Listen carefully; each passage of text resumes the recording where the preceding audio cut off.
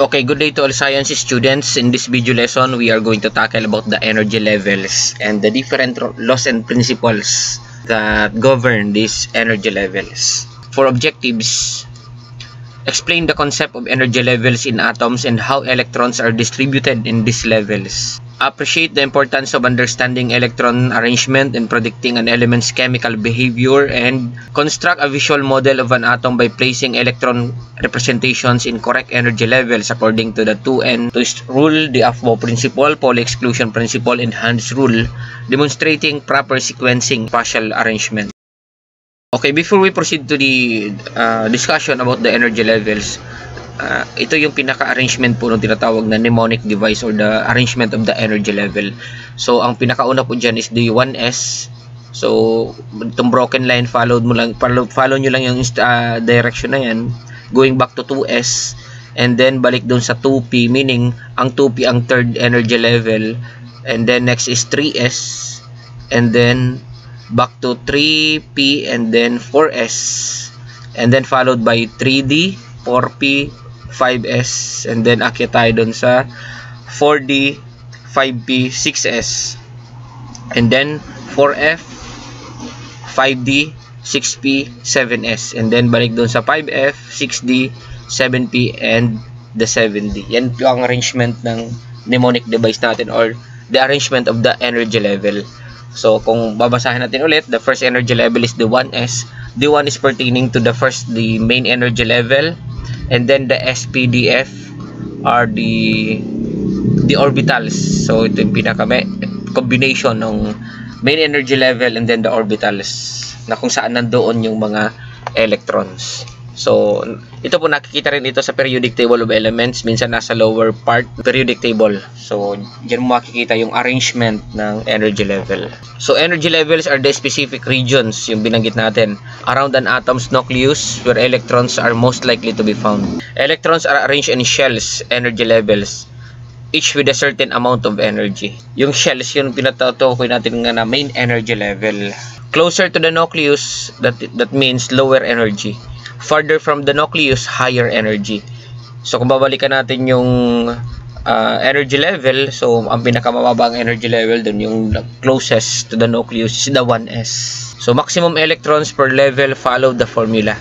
So, maximum electrons is equals to 2n raised to 2, where n is the energy level number. For example, the energy level n, number 1, maximum electrons is 2, and then shell name is K. So, itong KLMN na to, ito yung tinatawag natin na main energy level or the shell.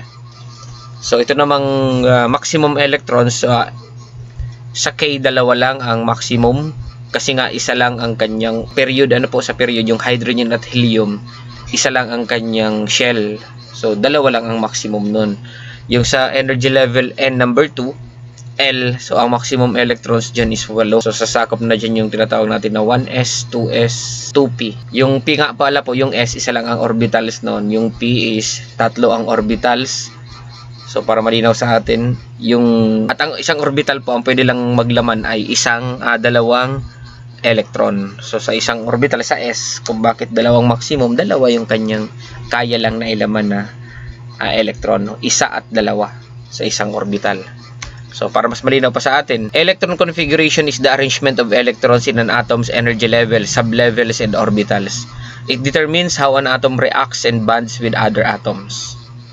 So, ito, kung babalikan natin. So, electrons feel lowest energy levels first, closest to the nucleus, before moving to the higher levels.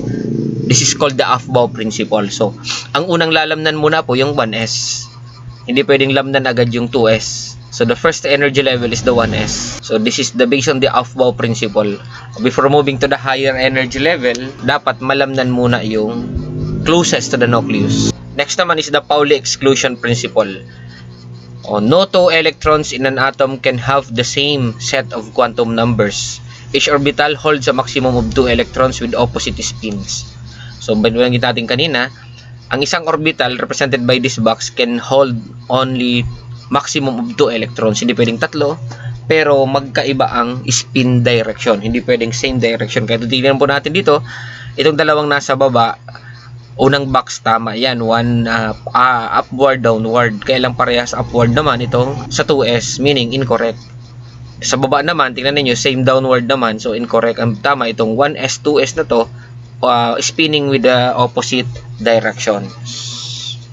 And no two electrons can have the same set of quantum numbers. Hindi pwedeng at the same direction. Okay, Hund's rule naman tayo. Hund's rule, electrons occupy empty orbitals of the same sublevel before pairing up. So kung titingnan natin dito, ang unang energy level is 1s, followed by 2s, and then 2p. Bakit tatlong boxes yan? Because p has 3 orbitals, s only has 1 orbital. So tatlong box ang represent ng p kapag umabot na ng p. Kung babalikan natin yung mnemonic device, ayan, kung titignan natin, mali itong nasa pangalawa kasi pinunuan niya na yung first orbital ng sa p. Dapat lalamnan muna ng tig-iisa bago babalik sa pairing, o bago pupunuan ng tigdadalawa. So ang pinakatama, itong sa taas 2p, tig-iisa muna ang electron. Kung sakaling apat yan na electron, saka tayo babalik dito sa first orbital of the 2p. So for example, atomic number 11. So 11 electrons yan. So step by step in filling this, first level 2 electrons yung 1s. So lamnan 1s2. Okay, yung 1 ulit, ito yung first energy level, yung s, pumutukoy dun sa orbitals, sa s orbitals. And then 2 is the number of, itong exponent, number of electron na laman. So second energy level, second level is 8 electrons. So ang sunod sa 1s is 2s followed by 2p. So ang pi ay tatlo ang orbitals niya, meaning pwede siya maglaman ng hanggang 6. Kasi ang bawat orbital po, dalawa ang pwede. So 2 times 3, that is 6. So the third level is 3s. O isa na lang. Bakit isa na lang? Kasi 11 lang naman. Kung ipa-plus natin yung mga exponent, 2 plus 2 plus 6, that is 10, plus 1, that is 11. So kung titignan natin, ito yung kanyang electronic configuration. Okay, example, ito na, yung pinaka-electronic configuration ng sodium, that is 1s2, 2s2, 2p6, and 3s1. Okay, the exponent represents the number of electron in each orbital. So, short form of electronic configuration of sodium is following the nearest noble gas notation. Sino pinakamalapit sa kanya? The number 10 is neon. So, copying the configuration of neon 10 plus the fourth energy level, which is the 3s1. So atom react to achieve full outer shells, stable electron configuration like noble gases. Electrons in the outermost shell are called valence electrons and determine bonding behavior. For example, the sodium has 1 valence electron, easily loses it to form positive ion or the cation. Babalikan natin yung configuration ng sodium, ayan, 3s1. Yung pinakalabas niya na pinakadulo niyang energy level is 3s1, containing only of 1 electron or the valence electron.